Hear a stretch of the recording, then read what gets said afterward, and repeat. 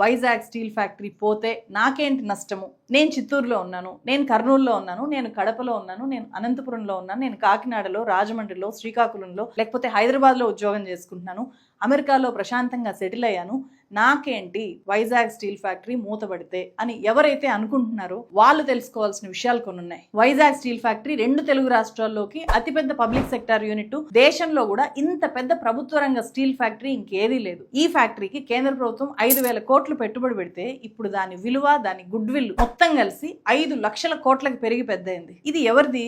ఇది నీది, ఇది నాది, ఇది మనందరిది. ఇది కొనసాగితే మన పిల్లలది కూడా. ప్రైవేట్ రంగ సంస్థలకు ఎన్ని వేల కోట్ల రూపాయలని ప్రభుత్వం సబ్సిడీలుగా ఇచ్చి ప్రోత్సహించినా అది పెరిగి పెద్ద అయితే దాని నుంచి వచ్చే రిటర్న్ ఆ ప్రైవేట్ సంస్థ యాజమాన్యం జోబులోకి వెళ్తుంది కానీ ప్రభుత్వానికి వెళ్ళదు. ప్రజల ఆస్తి కాదది. ఇప్పటికే ఒక టన్ను స్టీల్ కొనాలి అంటే 50,000 రూపాయలకు పైగా ఖర్చు పెట్టాలి. ప్రైవేట్ కంపెనీలే స్టీల్ ఇండస్ట్రీని డామినేట్ చేస్తే ఈ ధర ఒక టన్ను స్టీల్ 1,00,000 దాకా పెరుగుతుంది. ఇక్కడ వైజాగ్ స్టీల్ ఫ్యాక్టరీ వ్యవసాయానికి ఎంతో ఉపయోగపడే బై ప్రోడక్ట్ గా అమోనియాను తయారు చేస్తుంది. పుష్కల పేరుతో సొంత బ్రాండ్ క్రియేట్ చేసి రాష్ట్ర వ్యాప్తంగా అమ్ముతోంది. దాని ధర చాలా ఏళ్ల నుంచి ₹1 కూడా పెరగట్లేదు. చాలా తక్కువ ధరకే సప్లై చేస్తుంది వైజాగ్ స్టీల్ ఫ్యాక్టరీ. కరోనా టైంలో కూడా అంతే కదా. మెడికల్ ఆక్సిజన్ టన్ను 2 లక్షల రూపాయలకి ప్రైవేట్ స్టీల్ కంపెనీలు తయారు చేసి అమ్ముకుంటున్నప్పుడు మన వైజాగ్ స్టీల్ ఫ్యాక్టరీ స్టీల్ ఉత్పత్తిని ఆపేసి సపరేట్ రైల్ ట్రాక్ వేసి మరి నామినల్ ధరకి, ఉత్పత్తి ధరకే 11,500 రూపాయలకు మెడికల్ ఆక్సిజన్ తయారు చేసి వేలాది మంది ప్రాణాలు కాపాడింది. 5-6 రాష్ట్రాలకు ఈ మెడికల్ ఆక్సిజన్ ని పంపించింది.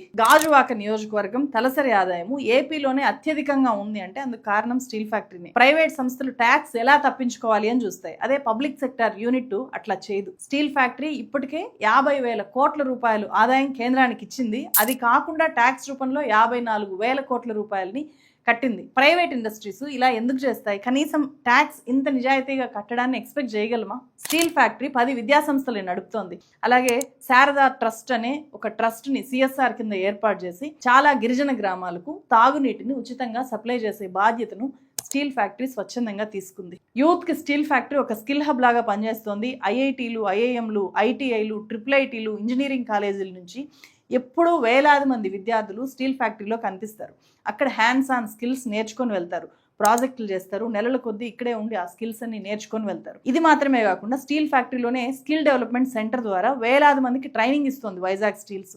వేరే ఇండస్ట్రీస్కి కావాల్సిన ఈ స్కిల్డ్ లేబర్ని ఇక్కడ నుంచి డైరెక్ట్గా తయారు చేసి పంపుతోంది. స్టీల్ ఫ్యాక్టరీ పరిధిలో 73 లక్షల మొక్కల్ని నాటి పెంచుతున్నారు.